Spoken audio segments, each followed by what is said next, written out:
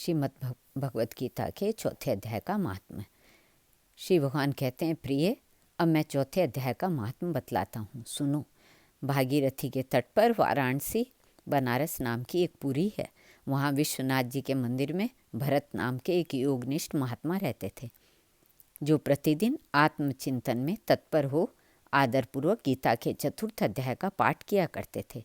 उनके अभ्यास से उनका अंतःकरण निर्मल हो गया था। वे शीत उष्ण आदि द्वंद्वों से कभी व्यथित नहीं होते थे। एक समय की बात है, वे तपोधन नगर की सीमा में स्थित देवताओं का दर्शन करने की इच्छा से भ्रमण करते हुए नगर से बाहर निकल गए। वहाँ बेर के 2 वृक्ष थे। उन्हीं की जड़ में वे विश्राम करने लगे। एक वृक्ष की जड़ में उन्होंने अपना मस्तक रखा था और दूसरे वृक्ष के मूल में उसका एक पैर टिका हुआ था। थोड़ी देर बाद जब वे तपस्वी चले गए, तब बेर के वे दोनों वृक्ष 5 ही 6 दिनों के भीतर सूख गए। उनमें पत्ते और डालियां भी नहीं रह गई।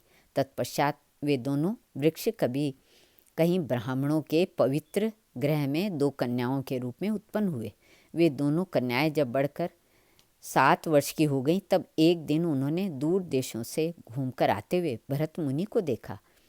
उन्हें देखते ही वे दोनों उनके चरणों में पड़ गईं और मीठी वाणी से बोली, मुने, आपकी ही कृपा से हम दोनों का उद्धार हुआ है।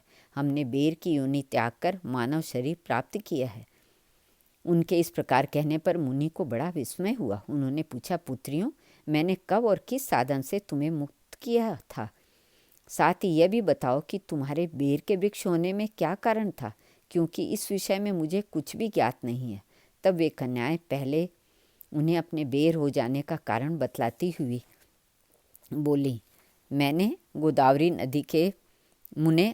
नदी के तट पर छिन्न पाप नामक एक उत्तम तीर्थ है, जो मनुष्यों को पुण्य प्रदान करने वाला है। वह पावनता की चरम सीमा पर पहुंचा हुआ है। उस तीर्थ में सत्यतपा नामक एक तपस्वी बड़ी कठोर तपस्या कर रहे थे। वे ग्रीष्म ऋतु में प्रज्वलित अग्नियों के बीच में बैठते थे। वर्षा काल में जल की धाराओं से उनके मस्तक के बाल सदा भीगे रहते थे तथा जाड़े के समय जल में निवास करने के कारण उनके शरीर में हमेशा रोंगटे खड़े रहते थे। वे बाहर भीतर से सदा शुद्ध रहते, समय पर तपस्या करते तथा मन और इंद्रियों को संयम में रखते हुए परम शांति प्राप्त करके आत्मा में ही रमण करते थे। वे अपनी विद्वता के द्वारा जैसा व्याख्यान करते थे, उसे सुनने के लिए तो साक्षात ब्रह्मा जी भी प्रतिदिन उनके पास उपस्थित होते और प्रश्न करते थे। ब्रह्मा जी के साथ उनका संकोच नहीं रह गया था, अतः उनके आने पर भी वे सदा तपस्या में मग्न रहते थे। परमात्मा के ध्यान में निरंतर संलग्न रहने के कारण उनकी तपस्या सदा बढ़ती रहती थी। सत्य तपा को जीवन मुक्त के समान मानकर इंद्र को अपने समृद्धिशाली पद के संबंध में कुछ भय हुआ। तब उन्होंने उनकी तपस्या में सैकड़ों विघ्न डालने आरंभ किए। अप्सराओं के समुदाय से हम दोनों को बुलाकर इंद्र ने इस प्रकार आदेश दिया, तुम दोनों उस तपस्वी की तपस्या में विघ्न डालो, जो मुझे इंद्र पद से हटाकर स्वयं स्वर्ग का राज भोगना चाहता है। इंद्र का यह आदेश पाकर हम दोनों उनके सामने चलकर गोदावरी के तीर पर, जहाँ वे मुनि तपस्या करते थे, आईं। वहाँ मंद एवं गंभीर स्वर से बजते हुए मृदंग तथा मधुर वेणुनाद के साथ हम दोनों ने अन्य अप्सराओं के सहित मधुर स्वर में गाना आरंभ किया। इतना ही नहीं, उन योगी महात्मा को वश में करने के लिए हम लोग स्वर, ताल और लय के साथ नृत्य भी करने लगी। बीच बीच में जरा जरा सा अंचल खिसकने पर उन्हें हमारी छाती भी दिख जाती थी। हम दोनों की उन्मत्त गति काम भाव का उद्दीपन करने वाली थी, किंतु उसने उन निर्विकार चित्त वाले महात्मा के मन में क्रोध का संचार कर दिया। तब उन्होंने हाथ में जल छोड़कर हमें क्रोधपूर्वक श्राप दिया, अरे तुम दोनों गंगा जी के तट पर बेर के वृक्ष हो जाओ।